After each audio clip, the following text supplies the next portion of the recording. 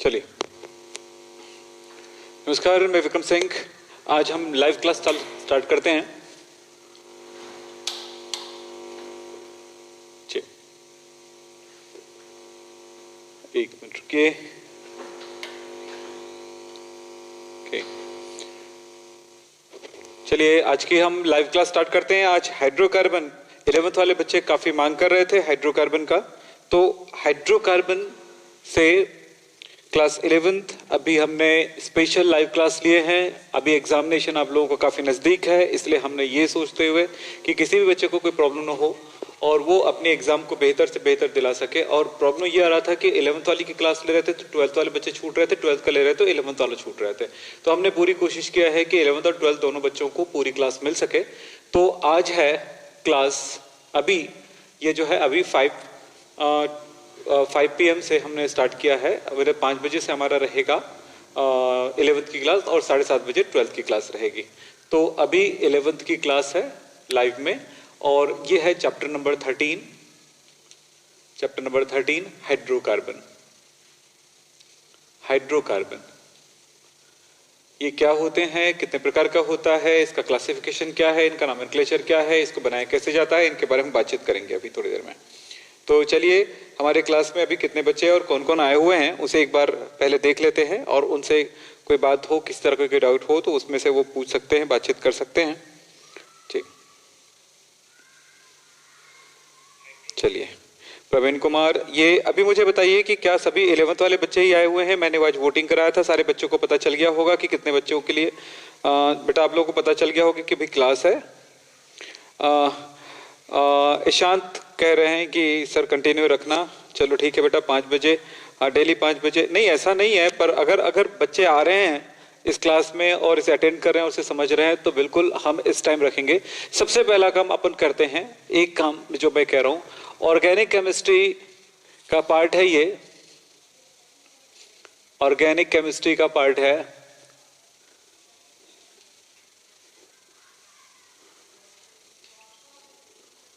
एक minute, organic chemistry का part है ये। तो ऑर्गेनिक केमिस्ट्री में ये 11th वाले बच्चों के लिए, आप समझते हैं कि 11th वाले बच्चों के लिए, हाँ जी। क्लास 12th वाले बच्चे बिल्कुल परेशान ना हो, क्लास 12th वाले बच्चों के लिए 7:30 बजे क्लास है। हम आपको बता दें टाइम टेबल कुछ इस तरह से।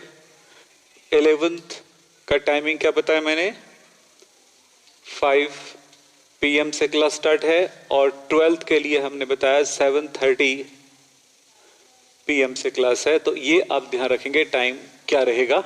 और ये जो स्पेशल क्लास है वो उन बच्चों के लिए है जो क्लास 11th और क्लास 12th दोनों के बच्चे अभी आए हुए हैं, तो वो भी रह जाइए। आपको हाइड्रोकार्बन की जिनको जरूरत है जी, प्रिया तिवारी जी ठीक है, क्या हो गया, राजपात ठीक है, अमन पुष्प, कोऑर्डिनेशन केमिस्ट्री का लाइव, भैया कोऑर्डिनेशन केमिस्ट्री का लाइव क्लास हो चुका है, आप उनमें जाके देखिए, पूरी क्लासेस है। कुछ एक टॉपिक अगर छूटा होगा तो हमारे स्पेशल क्लासेस में वो मिल जाएंगे, ठीक है। तो उनको आप देखिए, कोऑर्डिनेशन केमिस्ट्री का लाइव आने की जरूरत नहीं है, वहां पे आपके पूरी क्लासेस अवेलेबल है, ठीक है। चलो, आप सबसे बात करेंगे तो फिर क्लास आगे रुक जाएगा। तो हम अब क्लास स्टार्ट कर देते हैं।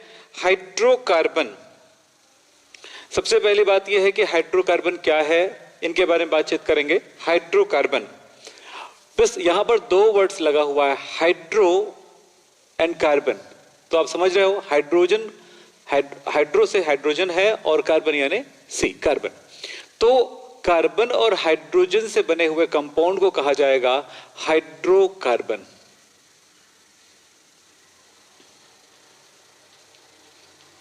क्या बोला मैंने, कार्बन तथा हाइड्रोजन से बने हुए यौगिक को, कार्बन तथा हाइड्रोजन से बने हुए कंपाउंड्स को हाइड्रोकार्बन कहा जाएगा। तो हाइड्रोकार्बन बिल्कुल आसान सी बात है, आसान सी शब्द है। और इसमें एक ही बात पे हमेशा ध्यान रखा करो कि आप परेशान कहां होते हो। आपको मैंने पूछ लेता हूं कि कितने बच्चों ने चैप्टर नंबर 11th के चैप्टर नंबर 12 पढ़े हैं, बताइए, क्योंकि चैप्टर नंबर 12 के बाद ही चैप्टर नंबर 13 आता है। और वैसे इसका ज्यादा फर्क नहीं पड़ेगा, लेकिन अगर आप जानते हो 12 के बाद 13 आता है, तो 13 पढ़ने के लिए 12 के लिए मैंने रोक के रखा था इतने दिनों से। बहुत सारे बच्चे मुझसे पूछे कि सर चैप्टर 13 क्यों नहीं पढ़ा रहे हो, हाइड्रोकार्बन का कोई भी वीडियो नहीं है। इसका रीजन ये था कि मैं आपको ये फोर्स कर रहा था कि चैप्टर नंबर 12 पढ़िए आप अच्छे से। चैप्टर नंबर 12 पढ़ लेंगे तब चैप्टर नंबर 13 में जाएंगे, क्योंकि चैप्टर नंबर 12 नहीं तो 13 का कोई अस्तित्व नहीं आपके लिए, ठीक है। पर तो कितने बच्चे हैं जो चैप्टर नंबर 12 पढ़ चुके हैं, बताइए, आप में से बताइए जितने पढ़ चुके हैं। यस लिखो, नहीं पढ़े नो लिख दो, मैं देख लूंगा अभी, ठीक है। अब चलते हैं आगे। हाँ जी, अब स्टार्ट करते हैं आगे की बातें। चलो, आज हाइड्रोकार्बन का फर्स्ट डे है, तो एक बात और समझेंगे कि इस बात पे हमेशा याद रखें उसका बेसिक टॉपिक क्या है, इसका बेस क्या है, बेसिक बातें क्या है। एक छोटी सी बातें कह दूं, बेसिक पॉइंट यह है कि हाइड्रोजन के अंतिम कोश में 1 इलेक्ट्रॉन होता है और कार्बन के अंतिम कोश में 4 electron. Valence electron 1, valence electron 4। तो वैलेंसी क्या होगी आपको पता है, वैलेंसी यानी संयोजकता कितनी होगी, एक अनपेयर इलेक्ट्रॉन है यानी 1 वैलेंसी होगा। कार्बन में 4 अयुग्मित इलेक्ट्रॉन है यानी कि 4 वैलेंसी होगा, यानी इसकी वैलेंसी 1 है, इसकी वैलेंसी 4 है। तो इसी को बेस मानते हुए आगे बढ़ेंगे। अब कार्बन की एक बहुत बड़ी विशेषता है, उनको समझेंगे आप। कार्बन की सबसे बड़ी विशेषता यह है कि कार्बन कार्बन कार्बन कार्बन आपस में जुड़ करके लंबी चेन बना सकती है, चेन बना सकती है, श्रृंखला बना सकती है, माला बना सकती है। चेन, माला, माला बना सकती है। कार्बन क्या कर सकती है, माला बना सकती है। कार्बन क्या कर सकती है, वो सीधी चेन नहीं बना सकती, साइड से भी जोड़ सकती है। कार्बन कार्बन के बीच में डबल या कार्बन कार्बन के बीच में कहीं पर ट्रिपल बॉन्ड भी हो सकता है। कार्बन कार्बन जुड़ करके रिंग भी बना सकता है, इस तरह से हो सकता है। देखें,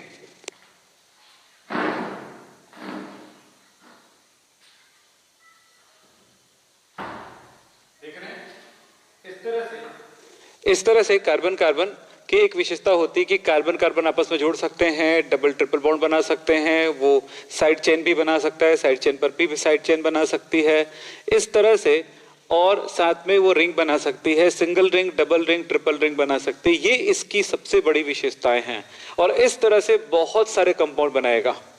तो इन सारी बातों को अपने दिमाग में बिठा के रखेंगे। कार्बन की चेन जो होती है वो सीधी चेन में हो सकती है, यानी एक कार्बन अगले एक करके कार्बन जुड़ते जाएंगे, या फिर उसमें साइड चेन भी बना सकता है, या फिर वो रिंग भी बना सकता है, और लंबी क्या बोल सकते हैं उसमें डबल बॉन्ड, ट्रिपल बॉन्ड भी हो सकते हैं कार्बन कार्बन के बीच में। ये इनकी बहुत बड़ी विशेषता है, जिसकी वजह से हाइड्रोकार्बन की जो संख्या होती है, हाइड्रोजन कार्बन का जो क्या बोलते हैं कि बहुत सारे लॉट्स ऑफ हाइड्रोकार्बन बनते हैं, बहुत सारे हाइड्रोकार्बन बनते हैं।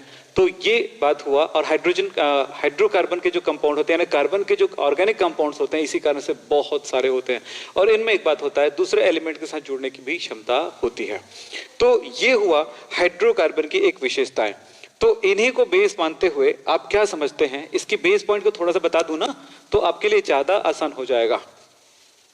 ये कुछ बातें हुई, और इसी के बेस पर कार्बन कार्बन जब जुड़ता है, तो आपको मैंने इससे पहले बेसिक लाइन में बताया था कि कार्बन अगर जुड़ रहा है तो जितनी वैलेंसी बच जाती है कार्बन की, उस जगह पर हाइड्रोजन लगा दीजिएगा। जैसे इसमें 3 वैलेंसी पूरा हुआ तो 1, यहाँ पर 2, यहाँ पर 1 पूरा हुआ तो 3। इस तरह से यह हाइड्रोजन का कंपाउंड बन सकता है इसी तरह से। अब ये कार्बन में अगर डबल बॉन्ड है तो 1 2 3 ये लीजिए। तो ये हमने पहले भी कई बार बातें कर चुके हैं, लेकिन आपको किसी तरह की कोई तकलीफ ना हो इसलिए हम दोबारा इस चीज के बारे में बातचीत कर रहे हैं। अब हम आगे बढ़ते हैं, ये बात हम जानते हैं, अच्छे से जानते हैं, हम आगे बढ़ते हैं। ये इसके बाद चलो ठीक है बेटा, हड़बड़ी वाली कोई बात नहीं है, पर ये जानते हैं तो यहाँ पर टाइम बर्बाद करने की कोई जरूरत नहीं है। चलो आगे चलते हैं। हाइड्रोकार्बन, हम यहाँ पर इसके वर्गीकरण देख लेते हैं, क्लासिफिकेशन। क्लासिफिकेशन यानी कि वर्गीकरण, क्लासिफिकेशन ऑफ हाइड्रोकार्बन। हाइड्रोकार्बन का क्लासिफिकेशन देखते हैं, वर्गीकरण देखते हैं। हाइड्रोकार्बन कितने प्रकार के होते हैं, तो आप मेरे साथ पेन कॉपी लेकर के बैठिए और एक एक बातों को लिखते जाएंगे। सर इंपॉर्टेंट टॉपिक में धर्मेंद्र कह रहे हैं, बेटा मैं इंपॉर्टेंट टॉपिक में सीधा सीधा जाऊंगा तो वो बच्चे जो बिल्कुल जिसको सीखना है वो सीखना बंद हो जाएगा। 11th की क्लास चले तो 11th के बेस पर ही पढ़ेंगे हम, और उसके बाद उनमें एडवांस कर देंगे। अगर ये जितनी ज्यादा गहराई से सीखोगे उतना मैं पढ़ा दूंगा, लेकिन बात यह है कि पहले ऊपरी बातें तो समझो, पहले बेस बात तो समझो। चलो इसके इंपॉर्टेंट की तरफ जाएंगे। फिलहाल पहले तो ये समझो कि इसका क्लासिफिकेशन के बारे में बातचीत करें, सीखना है ना। बोलो क्लासिफिकेशन जानना है ना आप लोगों को, बोलिए एक बार ट्राई करते हैं कि कुछ बच्चों ने बताएं, क्लासिफिकेशन जानना है ना।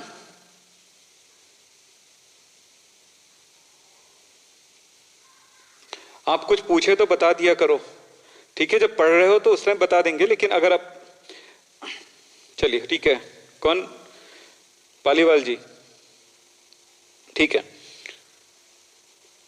मैंने पूछा,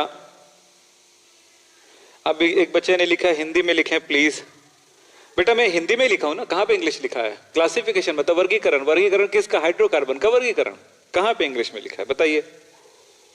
ठीक है चलो, तो हाइड्रोकार्बन यहां पर देखें, जो लिखूंगा उसका हिंदी वर्ड्स भी बताऊंगा, आप ध्यान दीजिएगा। अगर कोई इंग्लिश बोल रहा हो तो हिंदी में बोलूंगा, हिंदी भी बोल रहा हो तो उसका इंग्लिश बोलूंगा, तो आप एक दूसरे से कर लीजिएगा। तो जो जिस मीडियम से है वो कर लीजिएगा। हाइड्रोकार्बन, हाइड्रोकार्बन जो होता है वो उसे दो प्रकारों में बांटा गया है, दो टाइप के होगा। एक होगा खुली श्रृंखला वाली, यानी कि ओपन चेन। आप लिखेंगे ना, मैं बोल रहा हूं ओपन चेन हाइड्रोकार्बन, यानी खुली श्रृंखला वाली हाइड्रोकार्बन लिखेंगे। यहां पर क्या लिखेंगे? क्लोज्ड चेन हाइड्रोकार्बन, यानी बंद श्रृंखला वाली हाइड्रोकार्बन। ये क्या है? खुली श्रृंखला, खुली श्रृंखला वाली हाइड्रोकार्बन। ये कौन सा है? बंद श्रृंखला वाली हाइड्रोकार्बन। ये इस तरह से दो प्रकार का हुआ। ये जो है खुली श्रृंखला वाली, यानी कार्बन कार्बन आपस में रिंग नहीं बना रही है ना, वो रिंग वाली है, ये ओपन वाली है। तो खुली श्रृंखला वाली में क्या होगा? इसको ये दो प्रकार का होगा। एक होगा सैचुरेटेड हाइड्रोकार्बन, जिसको कहते हैं हिंदी में संतृप्त हाइड्रोकार्बन, संतृप्त हाइड्रोकार्बन। और संतृप्त हाइड्रोकार्बन में आएगा, इसके बारे में बातचीत करूंगा। दूसरा होता है अनसैचुरेटेड,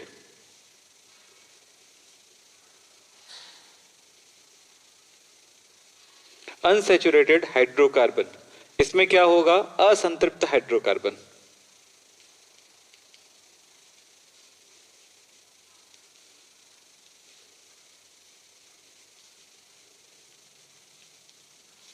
अनसैचुरेटेड हाइड्रोकार्बन, दो प्रकार का हाइड्रोकार्बन होगा।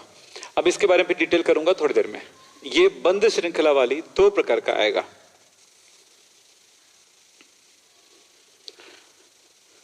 एलिसाइक्लिक हाइड्रोकार्बन, और दूसरा होगा एरोमेटिक हाइड्रोकार्बन। ठीक है, एलिसाइक्लिक हाइड्रोकार्बन, एरोमेटिक हाइड्रोकार्बन। अब यहां पर चलते हैं संतृप्त हाइड्रोकार्बन। संतृप्त हाइड्रोकार्बन में होगा एल्केन, जिसको पैराफिन कहा जाता है, पैराफिन। और इसमें आएगा दो प्रकार का, एल्कीन और एल्काइन। ये सब क्या है डिटेल में पढ़ने वाले हैं आगे जाके, ठीक है। इसको डिटेल में पढ़ने वाले हैं, आप नोट करते जाइए, कॉपी पेन रखे है ना आप लोग, नोट करते जाइए।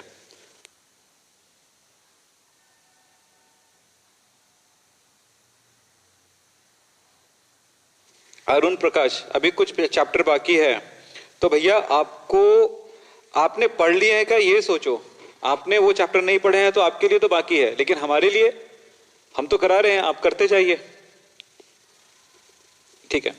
एलिसाइक्लिक, एलिसाइक्लिक मतलब होता है रिंग वाला, इस तरह से साइक्लोएल्केन तो इसमें मैं कुछ दे देता हूं मैं आपको, इस तरह की चीजें, बाईसाइक्लो, डाईसाइक्लो, इस तरह की चीजें मिलेंगी। तो ये क्या चीज है? साइक्लिक। तो क्या कहेंगे इसमें, कौन आएगा, साइक्लो, साइक्लो, बाईसाइक्लो, डाईसाइक्लो एक्सेट्रा इसमें। और एरोमेटिक में किस टाइप का कंपाउंड आएगा, बेंजीन टाइप का। एग्जांपल में देख देते हैं, बेंजीन, बेंजीन टाइप का कंपाउंड आएगा। तो इसमें आएगा C6H6। इसको क्या कह सकते हैं, इसमें इस तरह का रिंग वाले जो भी कंपाउंड आएंगे जिसमें डबल बॉन्ड सिंगल बॉन्ड क्या होते हैं, एकांतर क्रम में होता है, अल्टरनेट ऑर्डर में होता है, उनमें आएगा। और इनके पूरे डिटेल जो है आपको आगे की क्लासेस में मिलेंगी। और इसी चैप्टर में आपको मैं एरोमेटिक कंपाउंड क्या होते हैं, एरोमेटिसिटी जब पढ़ाऊंगा तो क्लियर हो जाएगा। ये बेंजीन है, ये नेफ्थलीन है, और 3 रिंग अगर इस तरह से जुड़ जाए तो उसको एंथ्रासिन कहते हैं। चलो ठीक है।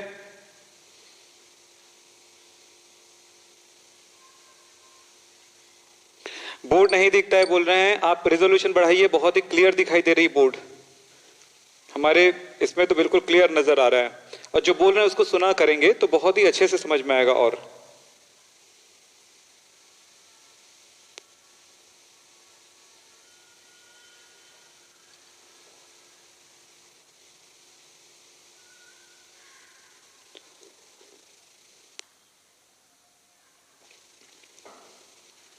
अगर किसी का मैसेज वगैरह हो तो वो देखना जरूरी नहीं है, उसको हटा दो। चैट बॉक्स इस तरह से लिफाफा जैसा होगा, उसको क्लिक करोगे तो बंद हो जाएगा, क्लिक करोगे तो चालू हो जाएगा। ठीक है, तो उसको मत चलाओ बेटा। अब चलते हैं हाइड्रोकार्बन के 3rd टॉपिक पर, नेक्स्ट टॉपिक की तरफ।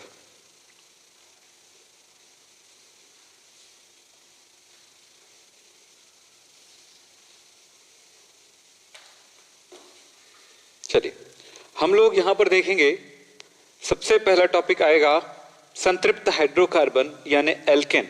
एल्केन के बारे में हमारी आज की क्लास है, इनकी तरफ चलते हैं।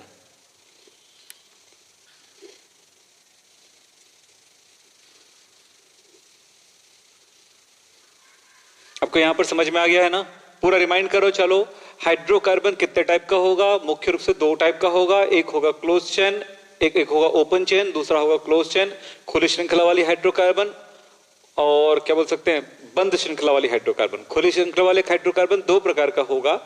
एक क्या होगा, सैचुरेटेड यानी संतृप्त हाइड्रोकार्बन, दूसरा होगा असंतृप्त यानी अनसैचुरेटेड हाइड्रोकार्बन।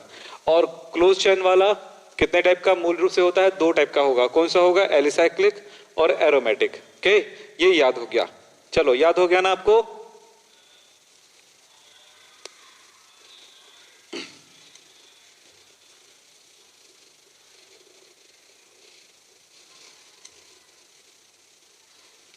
चलें, अब हम देखेंगे एल्केन।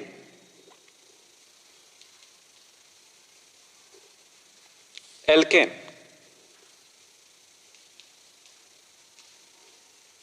एल्केन सिंपल एक बात कहेंगे, एल्केन किसे कहेंगे आप, ऐसा हाइड्रोकार्बन जिनमें कार्बन कार्बन के बीच सिंगल बॉन्ड होता है, एकल बंध होता है।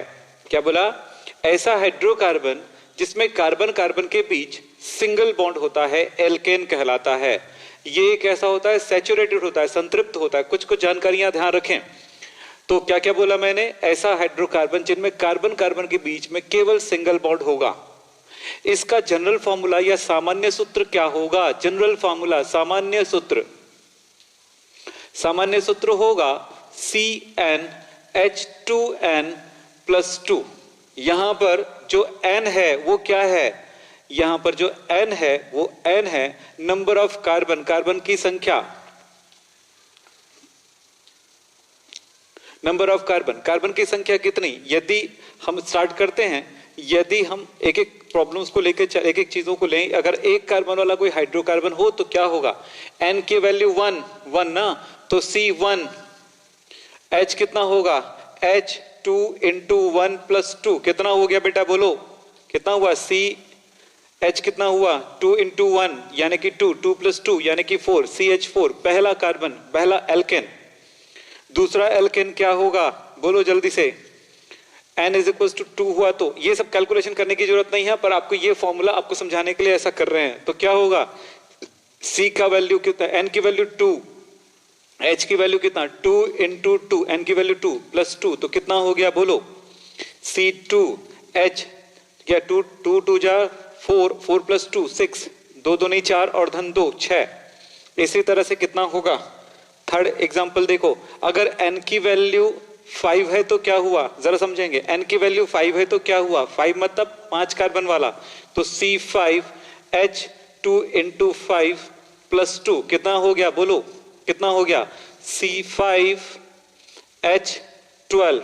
यस, इस तरह से होता है। और आपको पता है ये बात, एल्क, ये जो कार्बन की संख्या है, कार्बन की संख्या के बेस पर आप इनका नाम लिख सकते हो, एल्क नाम होता है, तो क्या होगा, ये एल्केन है, क्या है एल्केन, तो एल्क प्लस एन, नामकरण में बात चाहते हैं तो alk plus N, N suffix जोड़ना पड़ेगा। एल्क क्या होगा, एल्क की संख्या आपको याद है ना, एल्क, एक कार्बन हुआ तो मेथ, 2 कार्बन हुआ तो ईथ, 3 कार्बन हुआ तो प्रोप, और लगाएंगे क्या सब में, क्या लगाएंगे ANE, तो methane, ethane, propane, butane, pentane, hexane, heptane, octane, known, decane, तो ये क्या चीज है CH4 मीथेन, क्या है मीथेन, ये 2 कार्बन का है एल्केन, तो क्या हुआ इथेन, बोलते जाओ मजा आएगा बोलो।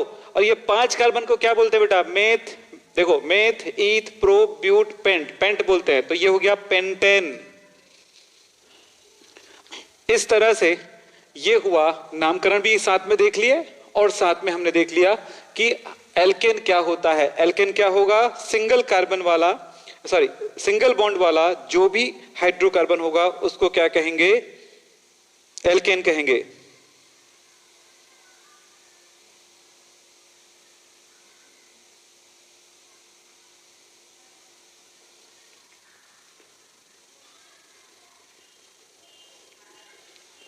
ठीक है, चलो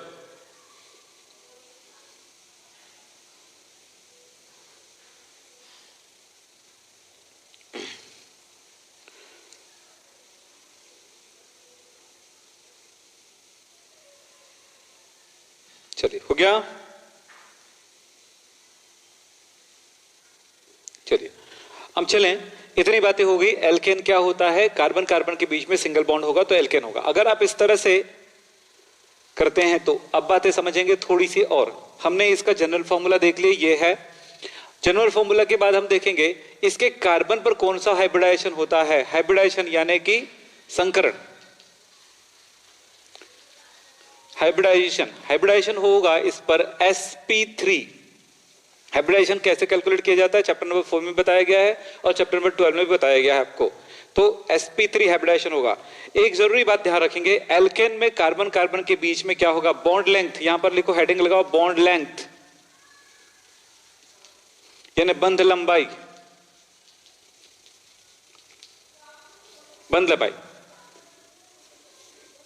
कार्बन कार्बन के बीच में बंध लंबाई होता है कितना, 154 पिकोमीटर।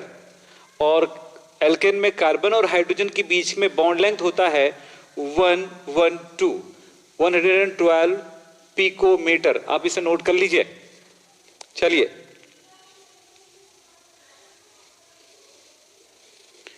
इसका IUPAC समझ में आ गया ना नेम, IUPAC नेमिंग क्या है, इसके बाद देखेंगे नेमिंग, IUPAC नेमिंग। अभी मैंने बताया क्या नाम लिखना है, एल्क, चेन का नाम, word root word plus suffix लगाएंगे ANE, बस सब में ANE लगाते जाइएगा, मेथ, एथ, प्रो, ब्यूट, पेंट, एन, ऐसे करके। चलो हो गया। अब इसमें एक शब्द और आता है बेटा, चैप्टर नंबर 12 में एक और शब्द पढ़े हो, वो है आइसोमेरिज्म। आइसोमेरिज्म इसमें कौन सा टाइप का होगा वो देख लेते हैं। इसमें आइसोमेरिज्म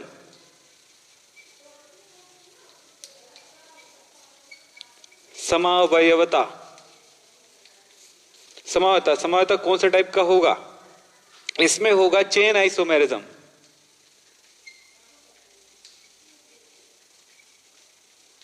चेन आइसोमेरिज्म इसको कहते हैं श्रृंखला समावयवता।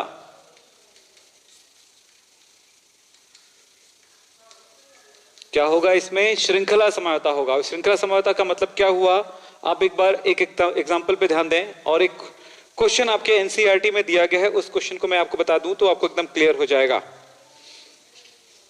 ठीक है, देखो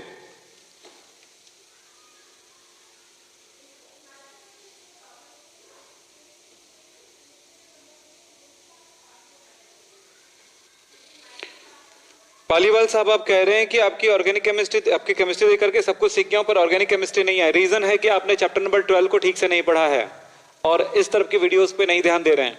चलिए आगे चलें।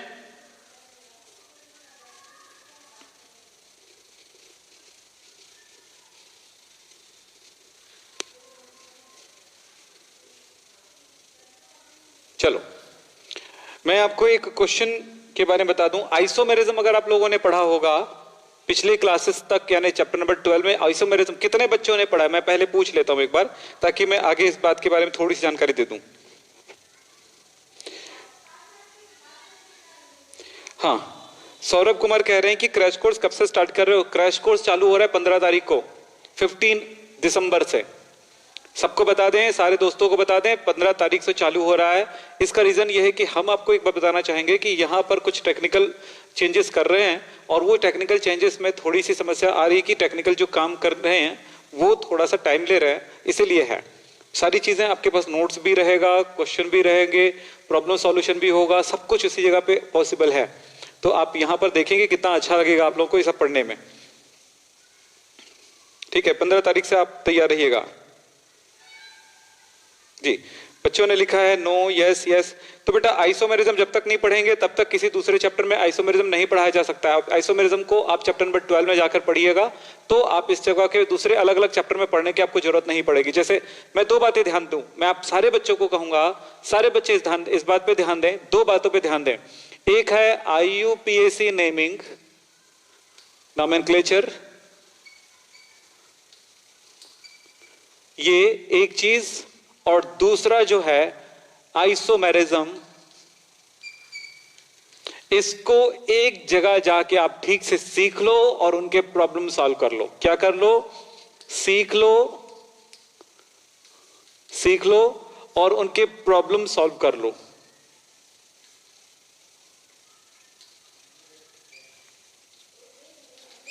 और हर जगह पे, हर एक चैप्टर में ये मिलेगा। ऑर्गेनिक केमिस्ट्री के सारे चैप्टर में ये दोनों मिलेगा, ध्यान रखेंगे, ये दोनों ही मिलेंगे सारे चैप्टर में। इसलिए हर एक चैप्टर में जाकर के इसमें टाइम बर्बाद करने की जरूरत नहीं है। और सो मैं यहां पर इस चीज को, इसको तो थोड़ा बहुत बातें भी कर दिया, इस जगह पे बातें करूंगा, बहुत लंबा खिंच जाएगा। सीधा सीधा हम एल्केन के अगले स्टेप में जाते हैं। ठीक है, एक बात पूछ लूं यार, क्या आप सचमुच में करोगे? बताओ, आप सचमुच में करोगे जो मैं कह रहा हूं? मेरी बातों को सुनोगे? नहीं सुनोगे तो मैं कुछ नहीं कर सकता, आपके सुनने पर डिपेंड करता है। चलिए, हाँ, क्रैश कोर्स पूरा होगा, फुल क्रैश कोर्स होगा। किसी बच्चे ने पूछा, अभी मैं देख नहीं पाया कि उसका नाम आगे निकल गया, वो क्रैश कोर्स क्या पूरा होगा? तो मैं बोल रहा हूं yes, full course crash course होगा, इसमें कोई कमी नहीं होगी।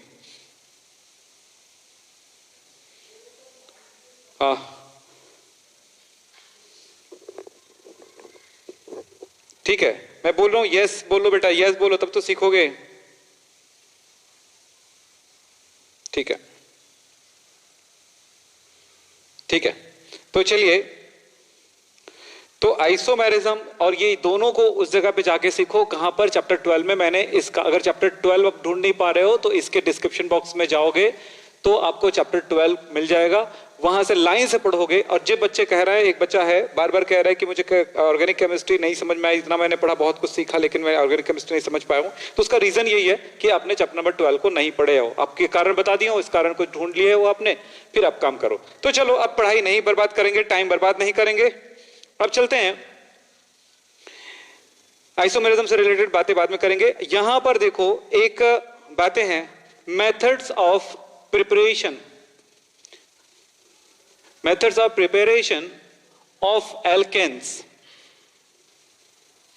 लिख लो,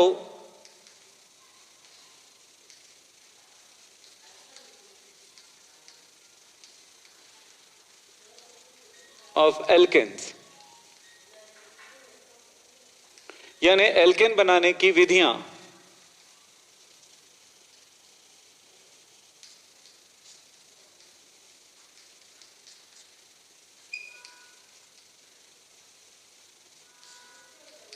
जो बच्चे अभी 12th वाले बच्चों के साथ बैठे हुए थे, जो 11th वाले बच्चे जो 12th वाले बच्चों के साथ बैठे हुए थे हैलो एल्केन में, उन सारे बच्चों ने ये मैं जो भी रिएक्शन बताने वाला वो कर लिए हैं। फिर भी आपको ये बताऊंगा, देखो थोड़ी सी बात ध्यान रखें। सबसे पहले मैं आपको बताऊंगा हेलो एल्केन से, किसे? हेलो एल्केन से हम कैसे बना सकते हैं? तो इसमें एक है वुड्स रिएक्शन, बहुत आसान है बेटा, वुड्स रिएक्शन के द्वारा, बाय द वुड्स रिएक्शन लिखोगे, वुड्स अभिक्रिया द्वारा। वुड्स का तो हिंदी नहीं हो सकता ना, रिएक्शन का हिंदी है, रिएक्शन का मतलब जानते हैं, हिंदी मतलब क्या होता है? अभिक्रिया। तो इसके द्वारा करेंगे। दूसरी बात है, कुछ चीजों को आप जानेंगे, कुछ शब्द यहां पे आएगा, उस शब्द के लिए इन बातों को जानिएगा। मैं यहां पर लिख दे रहा हूं, वुड्स, नोट करो, वुड्स रिएक्शन में एक मेटल यूज होगा, वो मेटल है सोडियम, सब में एल्किल हैलाइड होगा, Rx को कहते हैं एल्किल हैलाइड। मैं बता रहा हूं, आप ध्यान दो, एक टेक्निक है और कुछ नहीं, एक टेक्निक है, इसको याद रखिएगा। वुड्स आए तो समझना कि सोडियम मेटल से रिएक्शन कराएंगे, फ्रैंकलैंड, फ्रैंकलैंड होगा तो आप सोचेंगे जिंक मेटल से रिएक्शन कराएंगे, अल्मैन, एल्मैन होगा तो समझेंगे कि कॉपर मेटल से रिएक्शन कराएंगे, ग्रिग्नार्ड होगा तो समझेंगे मैग्नीशियम मेटल से रिएक्शन कराएंगे। इसी तरह से कोरे हाउस, कोरे हाउस नोट करते जाएंगे तो लिथियम से रिएक्शन कराएंगे। ये कुछ चीजें हैं, आप एक साथ पकड़ लो, इतनी चीजों का रिएक्शन मैं अभी कराने वाला हूं एक एक करके। तो फर्स्ट मैं वुड्स रिएक्शन कराने वाला हूं, आप ध्यान से देखेंगे। चलो,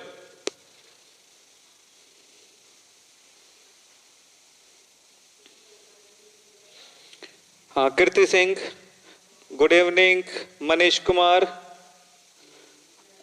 मनीष कुमार बोल रहे क्रैश कोर्स। क्या क्रैश कोर्स का मतलब होता है? Revision course, revision classes. अभी 12th का एग्जाम दिलाना है, एनुअल एग्जाम दिलाना है, तो एनुअल एग्जाम के लिए क्या जरूरी है कि आप रिवीजन करो। तो रिवीजन क्लास होगा, उसमें क्वेश्चन देंगे, उसको सॉल्व करना है, सब कुछ करना है, और साथ में आपको पूरी वो जो पढ़ाई है उसको शॉर्ट में पूरी उस चैप्टर को पढ़ा दिया जाएगा, ठीक है। लेकिन उससे पहले आपको पढ़ के बैठना पड़ेगा, पढ़ के रहना पड़ेगा।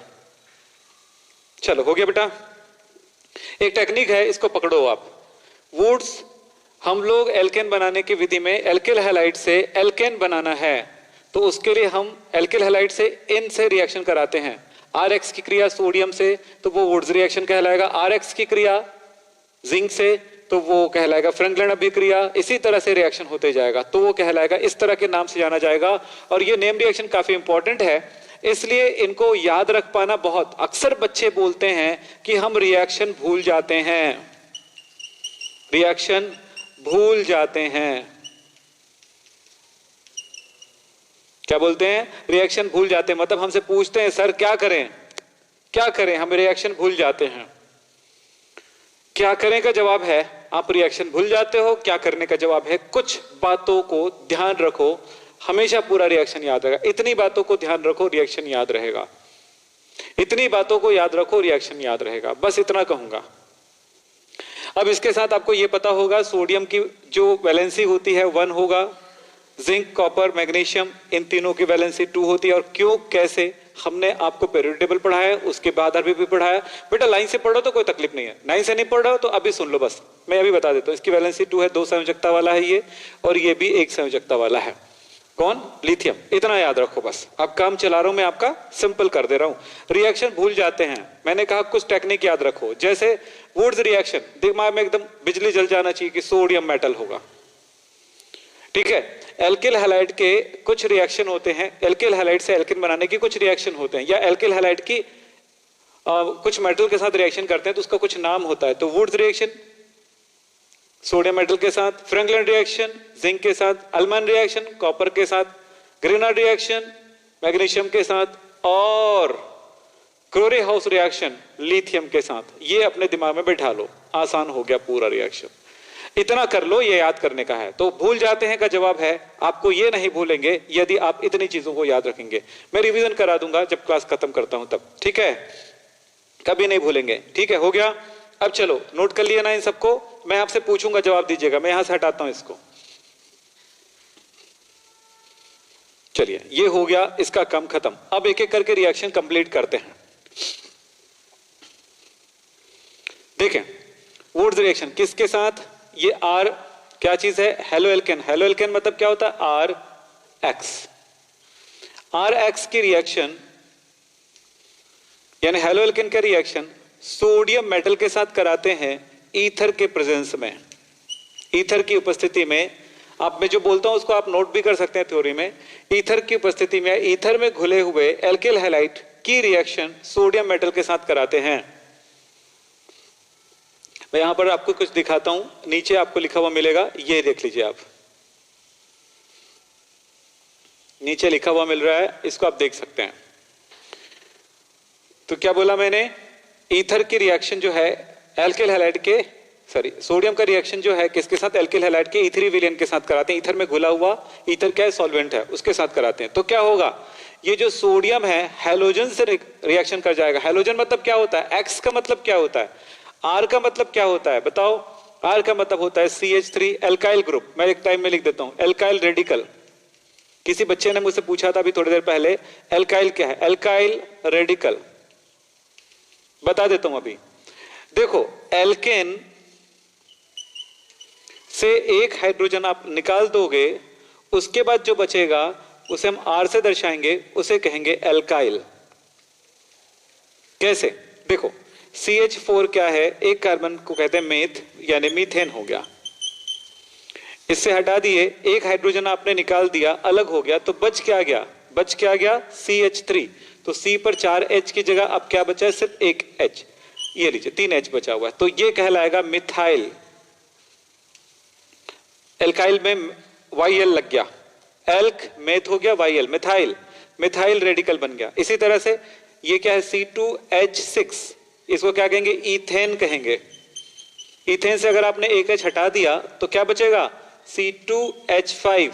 डैश लगाना जरूरी है, डैश लगाना जरूरी है, क्योंकि क्या होता है CH4 ऐसे लगा हुआ है ना बेटा, देखो ऐसा है, आपने इसको तोड़ दिए तो ये अलग तो हुआ पर अपनी अपनी वैलेंसी के साथ अलग हुआ। तो ये हाइड्रोजन है और ये मिथाइल है, और ये जब जुड़ा हुआ था CH4 तो क्या था, वो मीथेन था। तो ये मीथेन है, ये CH3 मिथाइल है, ये ईथेन है C2H5 इथाइल हुआ। YL N की जगह ANE की जगह YL लगा रहे हैं, बस यही है एल्काइल। तो R है एल्काइल। तो आप जैसा भी हमने methane, ethane, propane, butane, pentane, hexane ऐसे पढ़े थे ना, वो सब में से एक हाइड्रोजन निकालो तो उसका एल्काइल बन गया। जैसे पेंटेन से पेंटाइल बन जाएगा, हेक्सेन से हेक्साइल बन जाएगा, ठीक है। अब चलो दूसरा वर्ड हटा दो इसको, चलो ये तो समझ में आ गया आपको। आर का मतलब ये होगा, तो आर का मतलब क्या हुआ आपको समझ में आ गया। आर का मतलब है CH3 हो सकता है, C2H5 हो सकता है, C3H7 हो सकता है, C4H9 हो सकता है, क्योंकि H10 होगा तब वो ब्यूटेन हो जाएगा। अब X का मतलब क्या है, हैलोजन। हैलोजन में क्या, फ्लोरीन, क्लोरीन, ब्रोमीन, आयोडीन में से कुछ भी हो सकता है, इसलिए हमने RX रखा। तो एक देखिए आप, अगर आप क्लोरीन से जोड़ते हैं तो ये हो जाएगा मिथाइल क्लोराइड, Br जोड़ते हैं तो ये हो जाएगा मिथाइल ब्रोमाइड, समझ रहे हो, और I जोड़ते हो तो मिथाइल आयोडाइड। तो अपनी मर्जी से कुछ भी जोड़िए, आपकी मर्जी रहेगी। चलो मैंने यहां पर लिखा Br, तो ये मिथाइल ब्रोमाइड हो गया। मैं एक बार लिख के दिखा देता हूं, मिथाइल, Br को कहते हैं ब्रोमीन को ब्रोमाइड यहां पर, ठीक है, इस तरह से। तो जो बच्चे एकदम बेस से स्टार्ट कर रहे हैं, जिनको थोड़ी तकलीफ है, उनके लिए भी मैंने बातें कर दिए हैं, आगे की पढ़ाई काफी आसान हो जाएगी आप सबके लिए। Good morning Kirti Singh, good morning बेटा। Geeta Gupta good evening, sorry good morning बोल दिया, गुड इवनिंग, सॉरी। ऐसा लग रहा है कि मैं सुबह सुबह पढ़ा रहा हूं, ठीक है। मोनू यादव, ठीक है, चलिए हो गया। अब आगे चलते हैं, ये सब बात क्लियर हो गया। अब देखो सोडियम X से रिएक्शन करके क्या बनाएगा, NaX, बच क्या गया R। ये जो R बचा हुआ है, ये जो R बचा हुआ है, दो दो R आपस में मिल जाएंगे क्योंकि वो उसकी वैलेंसी बची हुई है। तो ये एक वैलेंसी वाला हो गया, एक बचा हुआ है, तो R ऐसे पड़ा हुआ है, R ऐसे पड़ा हुआ है, हजारों लाखों R पड़ा हुआ है, क्योंकि उसका X सोडियम ने निकाल लिया है, ले लिया है। तब क्या करेगा, इसकी वैलेंसी मिलकर के ऐसे, ये ऐसे ऐसे ही कुछ और R होगा तो कुछ दूसरे R के साथ जुड़ जाएगा, तो इस तरह से R2 बन जाता है। तो R बन गया, दो R मिल करके R2 बनाया, तो क्या होगा बोलो तो, ये दो बार R कर दिए, X 2 है तो मैंने X को 2 करने के लिए 2 कर दिया, बैलेंस कर रहे हैं। अब सोडियम 2 हो गया तो मैंने सोडियम को 2 कर दिया। अब चलिए इसी रिएक्शन को मैं CH3Br के साथ करके दिखाता हूं। एग्जाम्पल, अब अपनी मर्जी से प्रैक्टिस करिएगा। अगर शुरुआत कर रहे हो रिएक्शन में तो R की जगह मैं ले लेता हूं CH3। CH3Br किसके साथ रिएक्शन करा रहे हो? सोडियम मेटल के साथ करा रहे हो। किसकी उपस्थिति में? ईथर की उपस्थिति में। क्या हुआ? Na Br के साथ निकल जाएगा। क्या बनाएगा? NaBr। क्या बच गया? देखो CH3 अपनी वैलेंसी के साथ बचा हुआ है। बेटा अगर आप बातों को समझने की कोशिश करोगे तो आसान है, अगर नहीं तो आप ऑर्गेनिक केमिस्ट्री पकड़ में नहीं आएगी। ऑर्गेनिक केमिस्ट्री बहुत इजी है, बस इतना कह दूं, लेकिन याद रखो हाय हाय करने से नहीं होता है, उसको समझना पड़ेगा। सबसे बड़ी बात समझो, CH3 बचा हुआ है, 2 CH3 जुड़ जाएंगे। जैसे RR जुड़ा था तो 2 CH3 जुड़ेगा तो क्या होगा? कहां से 2 CH3 आएगा? 2 CH3 वैसे हजारों लाखों, ऐसा नहीं बोलेंगे मैंने CH3Br लिया तो एक तो CH3Br टेस्ट ट्यूब में, ऐसा नहीं बोलेंगे। ये तो अरबों खरबों है, उनमें से ये रिएक्शन हुआ तो ऐसे ये भी बनेगा बहुत सारे। तो ये 2 CH3 आपस में जुड़ गए तो ये CH3 होगा। 2 जुड़ गए तो क्या कह सकते हैं? इसको आप लिख सकते हो C2H6 ईथेन कह सकते हो। अब देखो ये ईथेन बन गया। अब बताओ क्या होगा? ये 2 बार CH3 है, यहां पर तो एक ही बार है, बैलेंस कर दो। ये अब 2 CH3 हो गया, 2 Br हो गया, Br 2 हो गया। Br को 2 करने के लिए यहां पर ऐसे मत लिख दीजिएगा Br2, तो NaBr2 हो जाएगा। वैसा कोई कंपाउंड होता ही नहीं है। अब क्या हो गया? Na भी 2 बार हो गया, 2 बार। बैलेंस करना आपने देखा होगा चैप्टर नंबर 1 से। पढ़ाई हमेशा, कभी भी किसी टीचर से पढ़ रहे हो तो पढ़ाई को शुरू से उनसे पढ़ो और एक एक चीजों को समझते हुए चलो। एक दिन आज पढ़ोगे, कल छोड़ दोगे, कल पढ़ोगे, फिर परसों पढ़ो, ऐसा नहीं, ऐसे में नहीं सीख पाओगे। ठीक है, तो सीखने का एक ही तरीका होता है, कंटिन्यूटी।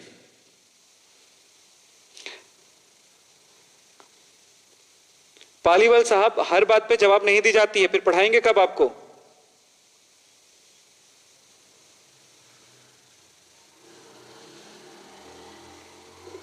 चलिए हो गया। तो इस तरह से ये हुआ।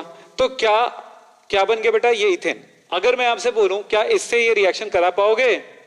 ये फर्स्ट रिएक्शन हो गया। सेकंड, क्या कितने बच्चे हैं जो इस रिएक्शन को करा पाएंगे? बताइए।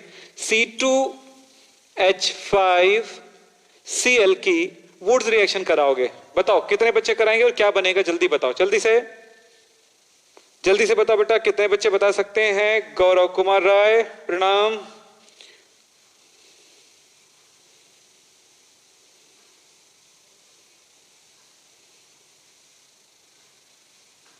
चलिए, अभिनव कुमार,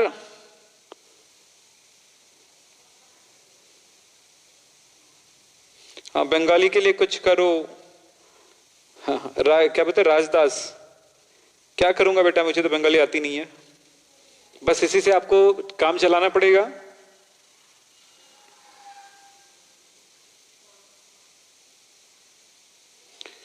पालीवाल साहब Na2Br2 क्यों नहीं होगा? इसका पूरा जानकारी आपको बेसिक, आपने प्री बेसिक केमिस्ट्री से हमने फॉर्मूला बनाना सिखाया, वहां पर जाकर के आप देख लीजिएगा, आपको समझ में आ जाएगा। चलिए आगे चलें। संजय सूर्यवंशी के, ठीक है, क्या बनेगा? नहीं बेटा, लकी पटेल कह रहे हैं कि NaCl बनेगा और C2H5 नहीं, ऐसा नहीं बनेगा। देखो कोशिश करो। Na जो है किससे रिएक्शन कर जाएगा? आपको पता है ना, ये इसकी उपस्थिति में से आप भूल जाओ रिएक्शन के टाइम पे, उसकी जरूरत पड़ती बस। ये इनको लेकर के निकल गया, NaCl बन गया। ठीक है, अब आपके पास क्या बचा? देखो तो ये तो C2H6 बन गया था। हाँ चलो इसमें आ जाओ। C2H5 का मतलब क्या है समझ गए तो पूरा आसान हो गया। चलो C2H6 का मतलब समझो तो मैं उधर बता रहा हूं। फिलहाल तो अभी देखो क्या बच गया, C2H5 डैश बचा है।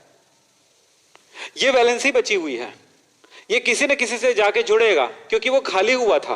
प्रतिस्थापन क्रिया है ना, सब्स्टिट्यूशनल रिएक्शन, विस्थापन होता है। तो क्या हो रहा है देखो, ऐसे ही दूसरे अणु एक और मिल जाएगा, जैसे बताया ना R और R मिलता है, R नहीं बनता, R और R बनता है, वैसे ही दोनों R आपस में जुड़ जाएंगे तो ये C2H5 एक और जुड़ जाएगा, C2H5। इस तरह से क्या बन गया, C4H10। अब मैं इसको बहुत अच्छे से समझा रहा हूं, जिन बच्चों को प्रॉब्लम है उनको क्लियर कर दूंगा। रुक जाओ, 2 C2H5 है 2 टाइम्स, तो ये कितना Cl 2 बार हो गया, ये Cl 2 बार हो गया, फिर ये 2 हो गया। बैलेंसिंग। अब चलो ये कैसे हो पाया, मैं इसको यहां पर आपको बता रहा हूं। देखो ध्यान से समझे। पहले तो आपको इस बात पे ध्यान देना है, स्ट्रक्चर फॉर्मूला क्या होता है वो बनाने नहीं आएगा तो मैंने बताया था, आपको याद होगा, संरचना सूत्र अगर बनाने नहीं आएगा तो पॉसिबल नहीं है। C2H5Cl का संरचना सूत्र होगा, एक Cl यहां पे जुड़ा हुआ है, बाकी जगहों पर हाइड्रोजन जुड़ा हुआ है। अब ठीक है, इसका रिएक्शन किन के साथ हो रहा है, Na के साथ। Na को क्या चाहिए, क्लोरीन, ये इसको तोड़ देगा, अलग हो गया। ये क्लोरीन देखो टूट गया, ये ऐसे हो गया, ये क्लोरीन अलग हो गया, ये हो गया। ये क्लोरीन किसके साथ जाके जुड़ जाएगा, Na के साथ जुड़ गया, तो क्या बन गया, NaCl प्लस जो बचा हुआ है देखो ऐसे, ये जगह खाली हो गया है, अभी तो रहने दीजिए, फिर ये जगह खाली हो गया तो क्या बना है, जरा देखो इधर आके क्या बचा है, देखो C पर 3H इधर है, दूसरा C पर 4 वैलेंसी होती है ना, 2H बस लगा हुआ है, ये वैलेंसी बची हुई है। यानी कि अगर आप वो कहें तो इस पर एक डॉट बचा हुआ है, समझो एक इलेक्ट्रॉन बचा हुआ, अयुग्मित इलेक्ट्रॉन जो बॉन्ड बनाना चाहेगा। ये ऐसे ही एक, ये अकेले नहीं रह सकता क्योंकि इसकी एक वैलेंसी बची है। देखो अगर हम लास्ट में इसमें इलेक्ट्रॉनों की संख्या गिने तो कितना हो जाएगा, इस कार्बन गिनो, 2 2 4 2 6 2 8, ऑक्टेट कंप्लीट है। इसका है क्या, 2 2 4 6 और एक 7 हुआ, एक इलेक्ट्रॉन चाहिए। सो वैसे ही ऐसे ही एक मॉलिक्यूल, एक पार्ट और चाहिए उसको, ऐसा एक रेडिकल चाहिए, उसको एल्काइल ग्रुप कहते हैं। तो दूसरा एल्काइल यानी हमारे पास है ये अभी बना था ना, तो एक दूसरे ऐसे ही मॉलिक्यूल के साथ या दूसरे रेडिकल के साथ जुड़ जाए, ये अयुग्मित है, अयुग्मित है, इनके साथ जुड़ जाएगा ऐसे। तो मैं इस तरह ना लिख करके मैं ऐसे लिख देता हूं, इसके H को इधर लिख देता हूं, तो क्या ये आपस में ऐसे जुड़ गया, तो ये बना है C2C4H10। देखो यही रिएक्शन है, तो वो दो बार दो बार दो बार दो बार, अब समझ में आया, इस तरह से रिएक्शन होता है। प्रैक्टिस करते जाएंगे बेटा तब होगा। ऑर्गेनिक केमिस्ट्री एक बार पकड़ में आ गई तो बहुत आसान होता है, बस पकड़ में आना चाहिए, ठीक है। 11th वाले बच्चे इस बात को समझे। मैंने, चलिए हो गया। 12th का लाइव कब चलता है, मैंने आपको यहां पर लिखा हुआ दिखाया मैंने। 12th का लाइव 7:30 बजे होगा। 12th वाले बच्चों के लिए लाइव जो है 7:30 बजे होगा, अभी इवनिंग में 7:30 को। अगर आप 11th में इंटरेस्ट लोगे रिएक्शन पढ़ने का तो 12th में आप सीख पाओगे, नहीं तो फिर 12th में अटक जाओगे, 12th में प्रॉब्लम क्रिएट होगा। 12th वाले बच्चे कितने परेशानी में रहते हैं वही जाने, है ना, तो ये ध्यान रखो आप। तो मैंने एक रिएक्शन बताया, वुड्स रिएक्शन।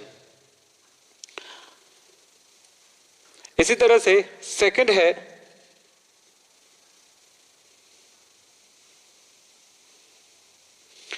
है फ्रैंकलिन रिएक्शन। नोट करो,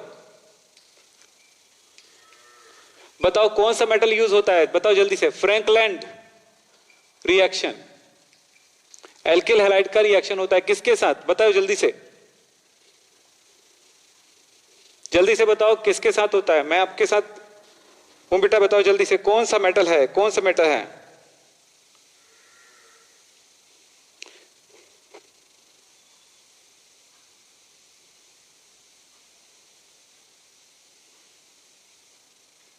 जल्दी बताइए।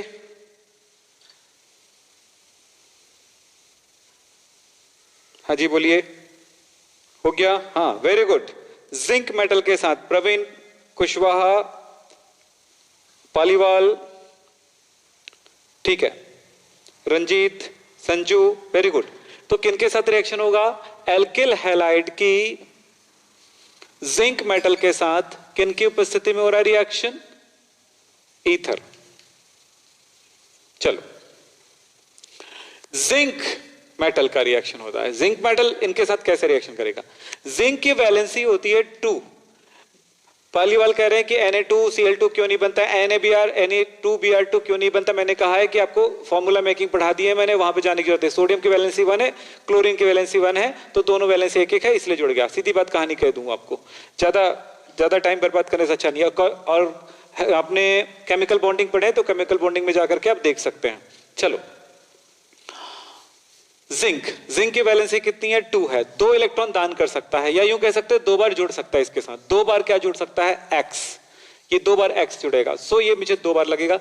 Zn x2 बनाता है, प्लस क्या मिला, R 2 बचे हैं, आपको पता है R आपस में जुड़ जाते हैं, आपने पता है आपको, सो ये इस तरह से R जुड़ गया, या हम इसे लिख सकते हैं R2 भी लिख सकते हैं, तो ये बन गया एल्केन। तो मैं आपसे ये बोलना चाहूंगा कि अगर एग्जाम्पल लें तो आप क्या इसके साथ ये बना सकते हो, फ्रैंकलिन रिएक्शन करा सकते हो CH3Cl की जिंक मेटल के साथ रिएक्शन करके, क्या बनेगा चलो बताओ। ये भी फ्रैंकलिन रिएक्शन है। तो किसी भी एल्किल हैलाइड का रिएक्शन ये क्या कहलाएगा, मिथाइल क्लोराइड। अभी बताया था मैंने आपको, मिथाइल क्लोराइड, या कह सकते हो क्लोरोमीथेन। हाँ, इसकी किसके साथ रिएक्शन है, जिंक मेटल के साथ। तो जिंक मेटल के साथ रिएक्शन होगा तो क्या बनाएगा बताओ जल्दी से, क्या बनेगा जल्दी बताएंगे सभी बच्चे, जल्दी से।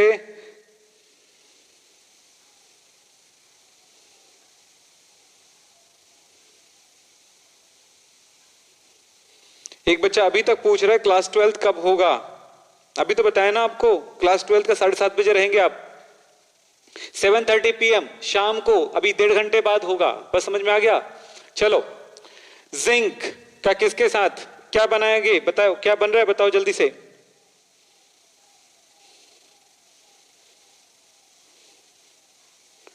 हाँ जी, क्या बन रहा है, ईथेन। चलो ठीक है, वेरी गुड। जिंक क्लोराइड, ये जिंक जो है क्लोरीन के साथ मिलकर के बनाया, ZnCl2 जिंक क्लोराइड, 2 Cl लगा, 2 कर दो, 2 CH3 है, तो क्या बना, 2 CH3 आपस में जुड़ गया, यानी कि क्या बना बताओ, C2H6। इसको क्या कहते हैं, ईथेन कहते हैं। ठीक है, और क्या होगा बताओ जल्दी से, और क्या होगा, CH3 मैं ले लेता हूं, चलो C2 मैं ले लेता हूं, C3 ले लेता हूं, C3H7Br। अब बताओ क्या होने वाला है, जल्दी, काफी टाइम हो चुका है।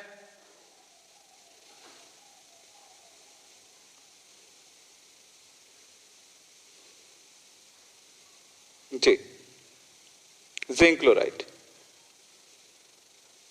ठीक है।